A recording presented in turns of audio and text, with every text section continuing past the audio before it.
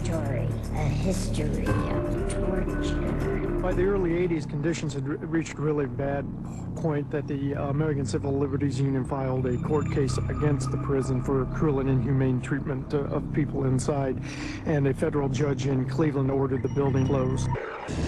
Are tortured spirits still imprisoned at Mansfield? I heard it's haunted. I heard of people saying that they seen things like at night in the window. It has a notorious past. There's a lot of suffering that's going on there. I think it's quite possible that something's left behind.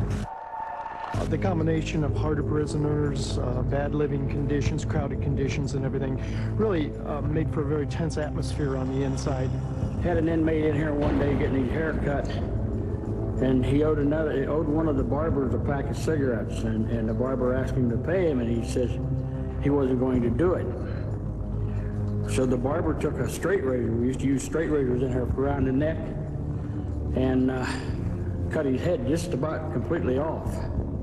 But the inmate got up and he ran out through there into the bullpen, and his head fell over to the side, and every time he took a step, the blood would pump out of his head. A former inmate returns to Mansfield.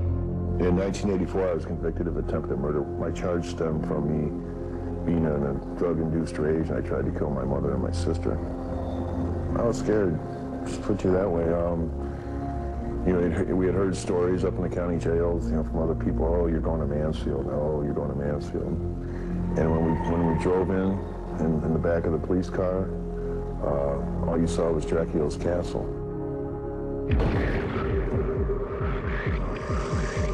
What I have pictures of is like in the west cell block. In the hallway, I have 13 orbs. I don't think there's any doubt this place is haunted. I'm not a particular believer in that. I never was, and till I met the prison. Psychic Tina Michelle visits Mansfield for the first time with no knowledge of its history. Tina, I'm Dave. Hi, Dave. It's nice to meet you. Nice to meet you, too. Do you mind if I hold your hand for just a moment and see what kind of vibrations I get on you? As I'm touching you, I'm hearing a couple things. One thing is blood covering someone's eyes. Does that make any sense to you? Wow, that really does, yeah. I'm getting shivers up and down my spine. What are you feeling? There's a lot of just dread. Just a lot of dread, fear, anger, everything you would expect to find. There's a lot of residual vibrations around. Actually, this does feel a lot stronger than this one. Tina is drawn to one particular cell. Ooh, there's a lot of despair here. I see a spirit sitting here, right here on this end of the bunk. Was this your cell? Was this yours? Okay. This is my cell. Because this person is sitting here, but he's sitting here like this with his hands over his eyes, and his heart is broke. This is residual vibrations hanging here. And this is a moment in time that is always being kept right here. This is part of your haunting. The steel and concrete hold many psychic vibrations.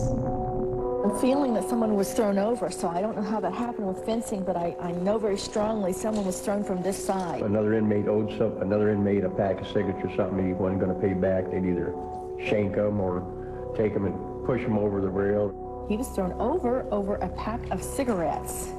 It's possible. Thrown over for a pack of cigarettes.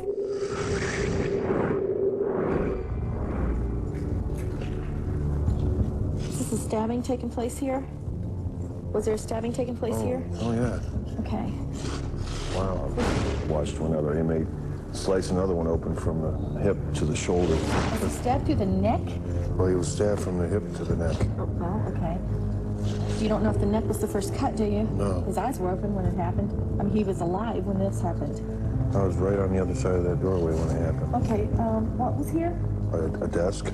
Who was supposed to be there? The guard. Because he was looking over there. He was looking over there. Where was the guard? The guard was in the bullpen. Okay, because he kept looking over there. Did you see him do that? Yes, I did. So right here is where he resides. Right where he looked for protection and there wasn't any.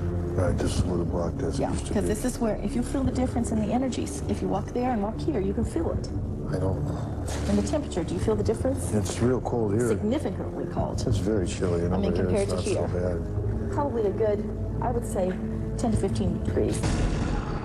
X marks the spot. The way that the hallways and the rooms are configured, with the windows, it casts a big X on the floor in the middle of the hallway. And one time I went up there and stood in the middle of the X, and the hair on the back of my neck stood up, and I just kind of felt like I shouldn't be there. See it on the floor there? Yes. Oh, yes, we do. What do you get out of that? The first thing I'm getting is the heart. This is a heart. I don't know if it's the heart of the prison or the heart of the room. Below where the X was, it was the warden's wife was shot and killed. This is a female. This was the heart of it all. X marks the spot, but it's right here. She was reaching up into her closet to get a hat box down, and there was a gun next to the hat box that fell on the floor and discharged into her chest, killing her. Right through the chest area. Something happened right through the chest area here. Some people that work here have said that they've heard her talking late at night, that they're able to hear her voice. Reluctantly, Tina follows Dave down below solitary into the hole. This is the dungeon. Okay. This is underneath the bullpen. Feel it in here? Yes. Oh.